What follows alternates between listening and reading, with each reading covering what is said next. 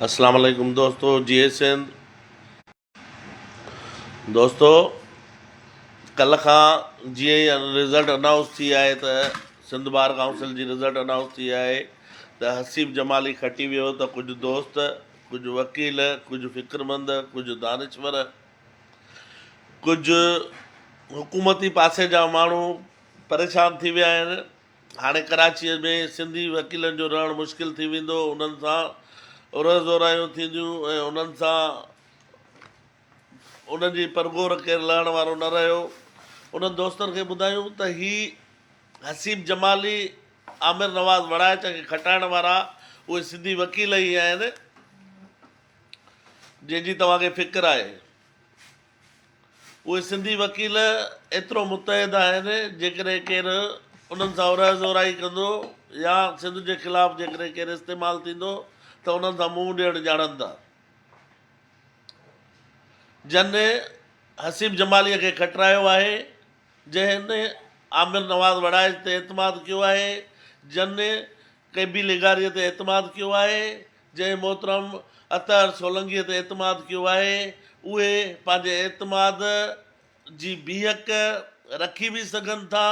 ऐं जेकॾहिं केरु सिंध जे ख़िलाफ़ु इस्तेमालु थियो, सिंध जे ख़िलाफ़ु पंहिंजो कंप्रोमाइज़ कयो त पोइ उन्हनि खे उन कुर्सीअ तां लाहे बि सघनि था। फ़िकुर त उन्हनि खे करणु घुरिजे जेके सिंध लाइ बीठा, सख़्तियूं सठियूं, हुकूमती दबाव सठो, प्रेशर सठो, ज़िया लंजार जी बदमाशी सठी। तव्हां फ़िकुर छो था कयो? तव्हांखे फ़िक्र करण जी कहिड़ी ज़रूरत आहे?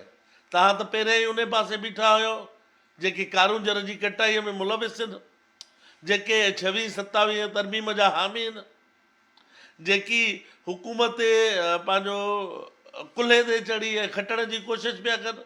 तव्हांखे फ़िक्र करण जी ज़रूरत न आहे, तव्हांखे सोचण जी ज़रूरत बि न आहे।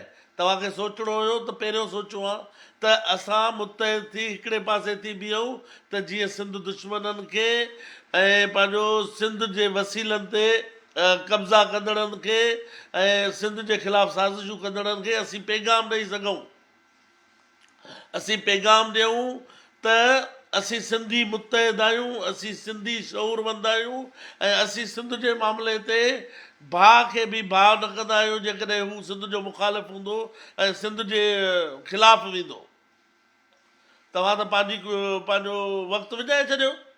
हाणे तव्हां फ़िक्र न कयो, इनशाला सिंध सुंड डाहे थी, सिंध जो शऊर जागे थो, सिंध जो माण्हू जागे थो, सिंध जो वकील जागे थो।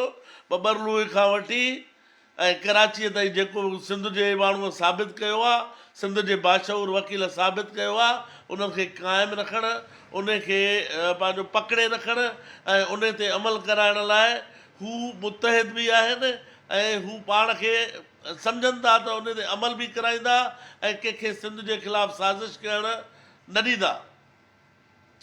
26-27 तरमीम जा जेके मुखालिफ़ आहिनि उहे हिन वक़्तु सिंधी वकीलनि जे रूप में ऐं हसीब जमालीअ जे रूप में सिंध बार काउंसिल जी माना क़यादत संभाले वेठा आहिनि। ईअं न आहे त हसीब जमाली संभाले वेठो आहे या आमिर नवाज़ वड़ाइच संभाले वेठो आहे। ही सिंध जो वकील संभाले वेठो आहे। जेकॾहिं कंहिं बि सिंध जे ख़िलाफ़ु का बि पॉइंट स्कोरिंग करण लाइ, कंहिं बि कंप्रोमाइज़ लाइ, कंहिं बि माना पंहिंजो फ़ाइदो वठण लाइ सिंध जे ख़िलाफ़ु इस्तेमालु थियो त उनखे सिंध मुंहुं ॾियणु ॼाणे थी, उनखां सिंध हक़ु हिसाब वठणु ॼाणे थी। तव्हां फ़िक्रमंद न थियो। GSN।